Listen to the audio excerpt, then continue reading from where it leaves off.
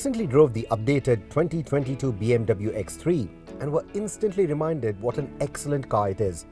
But if you too are wowed by the dynamic abilities of this car and don't really care much about the practical aspects of it, then the BMW X4 is likely to entice you more.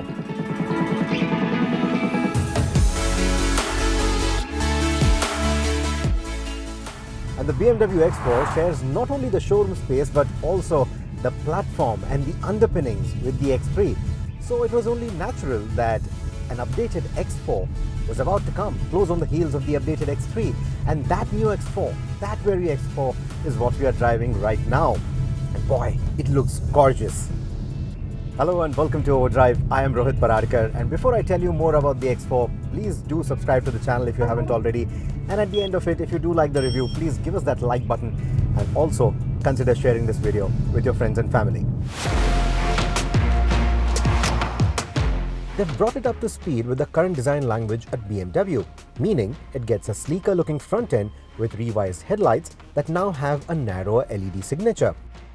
In fact, all the lighting elements are LED, and unlike the controversial taillights of the new X3, the X4's updated styling is bound to find a wider appreciation.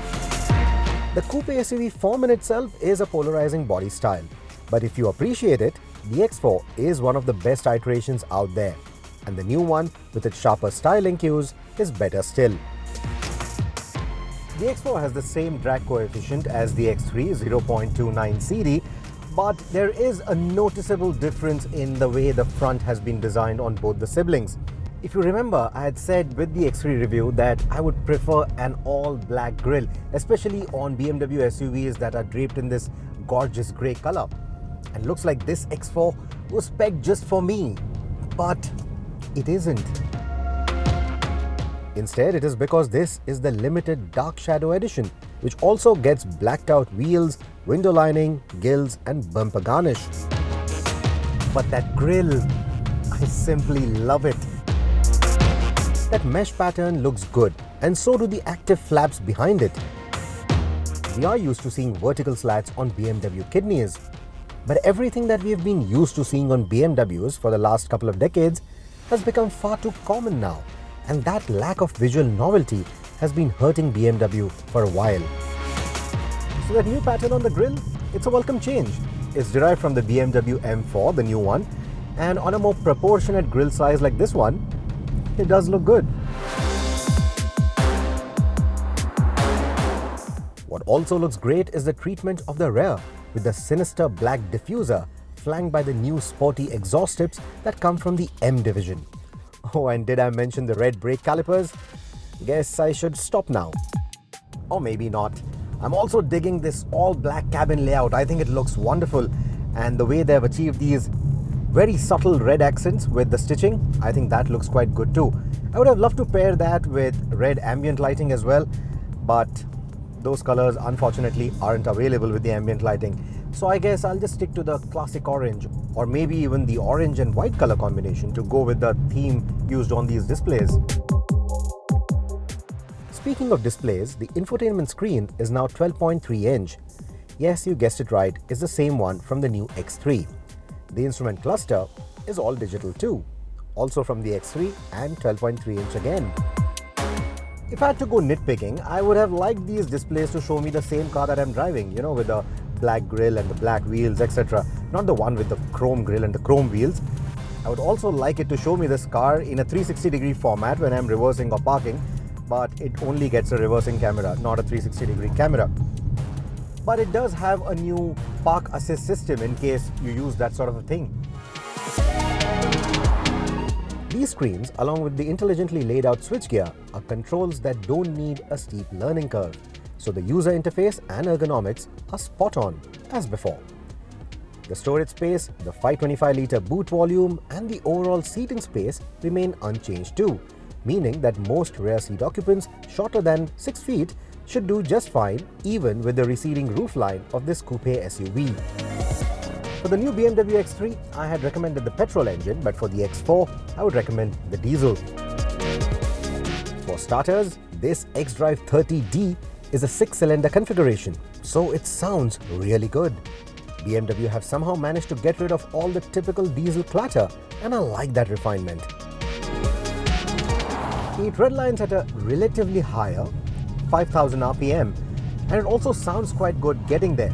Of course, it's not the same kind of sound that we've got from the BMW 30i models of the past, but it's a nice sounding engine. Also, it doesn't rev as quickly as a petrol BMW engine, but it just feels quite rapid right from the get-go, and that's a very good thing. 5.8 seconds claimed, not 200. Not bad for a diesel, yeah?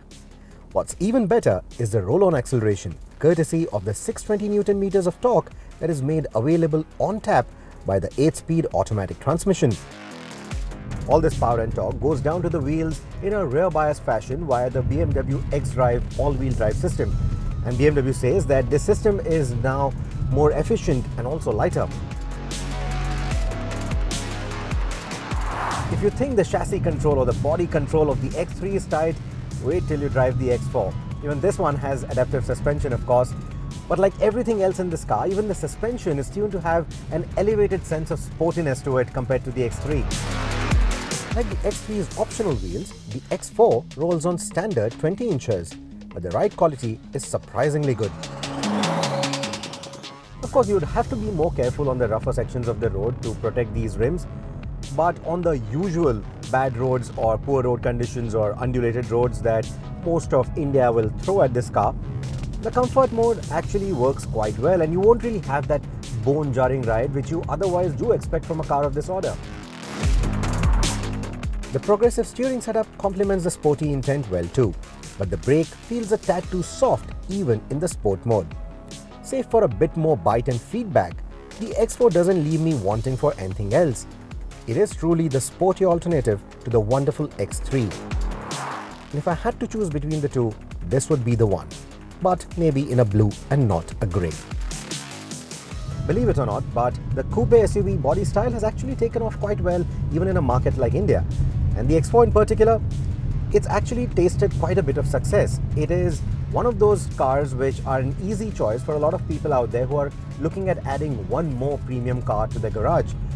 So these kind of people probably don't need that additional practicality that something like the X3 would offer. So for the sportier styling, the sportier drive, the enthusiastic drive that this car offers, the X4 has been received quite well.